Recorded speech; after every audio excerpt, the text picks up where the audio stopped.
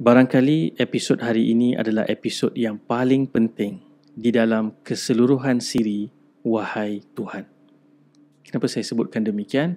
Kerana nama yang kita akan bincangkan hari ini ialah Allah Ar-Rahman dan Ar-Rahim.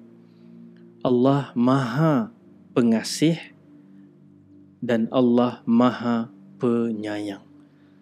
Dan ia begitu penting kerana Allah SWT menyebut Inna rahmati wasi'at kulla syai'. Sesungguhnya rahmat aku meliputi segala sesuatu. Jadi bila kita faham, kita maknai dan kita hayati nama Ar-Rahman dan Ar-Rahim, barulah kita dapat menghargai semua nama-namanya yang lain. Dan kita dapat menghargai semua yang diturunkan melalui wahyu dalam Al-Quran. Dan kita juga dapat menghargai utusan Nabi Muhammad sallallahu alaihi wasallam yang Allah sebut dalam Quran. Wa ma arsalnaka illa rahmatan lil alamin. Tidaklah engkau diutuskan wahai Muhammad melainkan inilah tujuan dia sebagai rahmat kepada seluruh alam. Luar biasa. Dan kalau kita lihat ia begitu fundamental apabila kita berbicara tentang Allah. Sebab kita boleh ditanya soalan, misalnya ada orang datang dan tanya, apabila aku sebut Allah, apakah yang terlintas di fikiran? Apakah perkara pertama yang rasa di hati? Dan ramai orang ada jawapan yang berbeza-beza. Tetapi yang mungkin kita akan sedih apabila ramai yang rasa bila sebut Allah, yang terbayang itu adalah Tuhan yang garang, Tuhan yang suka mengazab, yang hukum dan hakam yang ditetapkan itu tegas, mengongkong dan tidak memberikan kebebasan. Perkara-perkara yang konotasinya negatif.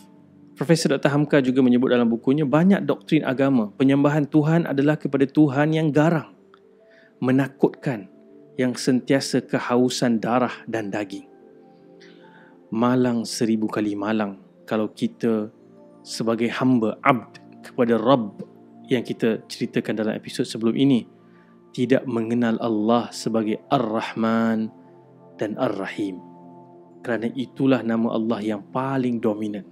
Sehingga kan Al-Quran bila dibuka, kan, nama yang pertama-tamanya Allah perkenalkan dirinya. Kan, kita bila jumpa satu orang, kita perkenalkan diri, kita akan pilih sifat ataupun karakter kita yang paling dominan sebagai maklumat yang paling penting orang tu perlu tahu tentang kita.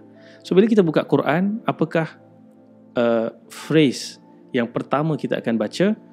Bismillah, dengan nama Allah Ar-Rahman Ar-Rahim, yang Maha Pengasih lagi Maha Penyayang.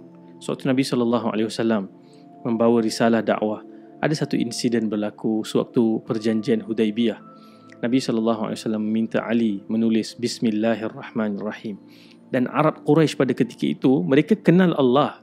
Mereka biasa pun menggunakan Bismikallahumma. Tetapi mereka tak kenal Ar-Rahman Ar-Rahim. Sehingga Suhail ibn Amr pada ketika itu, dia belum masuk Islam pada ketika itu, dia kata, apa ini Ar-Rahman Ar-Rahim? Kami tak pernah tahu apa ini Ar-Rahman Ar-Rahim. Padam. So diminta padam Ar-Rahman Ar-Rahim. Jadi kita sebagai Muslim yang bersaksi tiada Tuhan selain Allah, mengabdikan keseluruhan hidup kita kepada Allah Subhanahu Wa Taala, mesti kena kenal. Dan bila Allah cerita tentang Ar-Rahman Ar-Rahim, gambarannya selalu dikaitkan dengan kasih sayang seorang ibu. Kenapa? Rahman dan Rahim datang daripada huruf akar yang sama, Ra, Ha, Mim, Raham. Dan ketika Allah SWT menciptakan rahim ibu, ini satu episod yang sangat menarik. Dalam sebuah hadis yang sahih, Allah SWT berkata, Qala Allah tabaraka wa ta'ala, Allah bercakap kepada rahim ibu yang Allah ciptakan.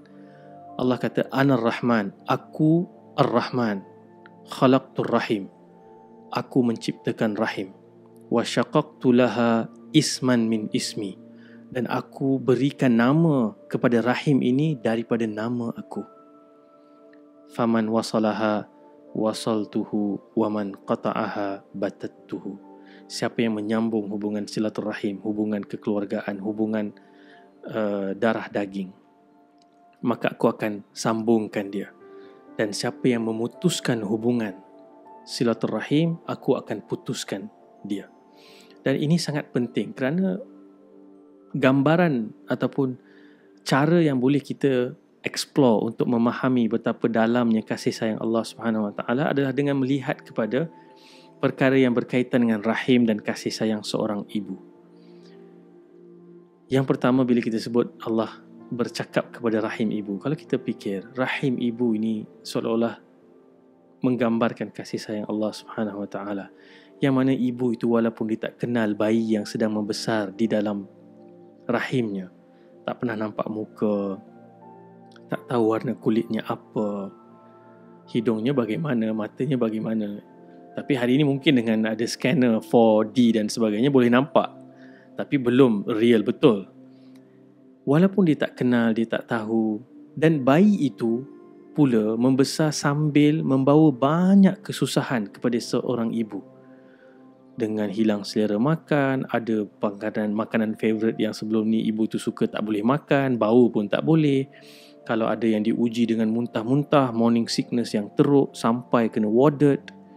Sebahagiannya ada yang tak boleh berjalan, sakit pinggang, bila tidur tak selesa, tak lena, tak boleh bergerak. Dan bila bayi tu ditendang sana tendang sini, ibu tu rasa asyik nak pergi ke bilik air. Semua kesusahan itu dilalui oleh ibu dalam keadaan dia tak kenal pun bayi yang ada dalam rahimnya, tetapi ibu itu begitu teruja, ternanti-nanti, membuat segala macam persiapan untuk menyambut bayi yang bakal lahir itu. Dan selepas melalui kesakitan yang maha dahsyat sewaktu melahirkan anak, siapa yang pernah berada di labor room, barangkali itu antara scene ataupun pengalaman yang cukup menakutkan. Sampaikan kalau ada ibu yang meninggal dunia sewaktu melahirkan anak, dia dianggap mati syahid. Selepas dia melalui kesakitan yang dahsyat, dan apabila dia diserahkan, ibu tu menerima bayi yang dilahirkan itu, dia terus senyum, peluk, cium, seolah-olah semua kesakitan yang dilalui itunya tadi dilupakan, sirna, hilang. Demikian kasih sayang seorang ibu. Dan Nabi SAW sendiri pernah satu ketika selepas perang, kita tak boleh appreciate sebab mungkin kita tak pernah lalui perang. Dan negara jiran kita misalnya di Aceh, saya waktu beberapa kali ke Aceh, saya bertanya tentang bagaimana suasana orang yang pernah berada sewaktu tsunami melanda ataupun gempa bumi melanda. Berlari, bertempiaran semua orang. Dalam keadaan dia lari tu, mereka cari anak mereka ada di mana. Dan selepas bencana melanda, perkara pertama yang dia cari adalah mana anak-anak yang hilang. So dalam konteks kisah yang diceritakan tentang Nabi SAW, hadis riwayat Imam Bukhari dan Muslim, para sahabat sedang duduk dan pada suasana selepas perang melihat seorang ibu yang sedang mencari bayinya yang hilang. Bayangkan sahabat-sahabat kita di Syria, di Palestin, apabila bom jatuh dan meletup, bangunan roboh, dan nak cari kat mana anak dia, tertimbus ke, ada di luar ke, ada kat mana, tak tahu. Dan ibu ini setiap kali dia jumpa bayi yang bukan anaknya, dia peluk, dia cium, dia susukan bayi itu, dan dia terus mencari manakah anak dia yang hilang. Dan apabila mereka melihat, sebab rasanya melihat kasih sayang ibu itu sewaktu dia mencari anak yang hilang, Nabi bertanya kepada para sahabat, "Atarawna hadhihi tarihatun waladaha finnar?" Adakah kamu rasa wanita ini akan campakkan anak kesayangannya itu ke dalam api neraka? Dan para sahabat kata, "Of course la wahia." Confirm wahai Rasulullah, takkan dia campakkan bayi itu ke dalam api. Lalu Nabi SAW mengambil kesempatan itu untuk memberikan gambaran betapa dalamnya kasih sayang Allah kepada kita. Dan Nabi kata, "Lallahu arhamu bi'ibadihi min hadhihi biwaladiha." Allah lebih mengasihi hamba-hambanya daripada ibu ini mengasihi anaknya. Subhanallah. Rahman, Rahim adalah nama Allah yang membawa erti. Rahman itu kasih sayang Allah sangat ekstrim, luar biasa.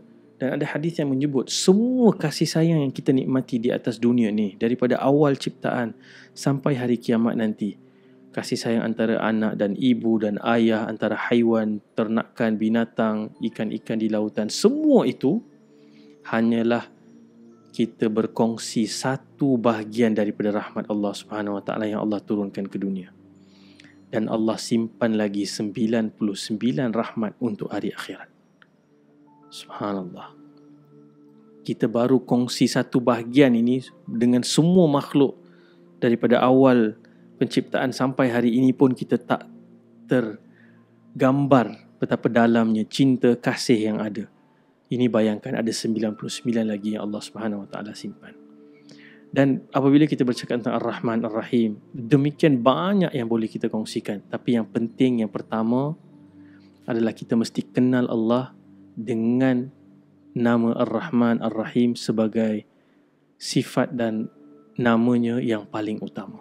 Sehingga apabila Allah menciptakan arash yang agung, yang tertulis di atas arash Allah Subhanahu Wa Taala, ciptaan yang paling besar, ialah rahmati sabaqat ghadabi. Sesungguhnya rahmat aku mengatasi kemarahan aku. Jadi kalau kita punya perception terhadap Allah itu Allah garang, Allah suka nak menghukum. Allah sendiri tanya dalam Quran, ma yaf'alullahu bi'adzabikum. Allah dapat apa daripada mengazab kamu? Allah tidak mahu mengazab sesiapa. Allah menakutkan manusia dengan azab supaya kita ni menjauhkan diri, dan itu pun dilakukan sebab rahmat, sebab rahimnya Allah Subhanahu Wa Taala terhadap kita semua.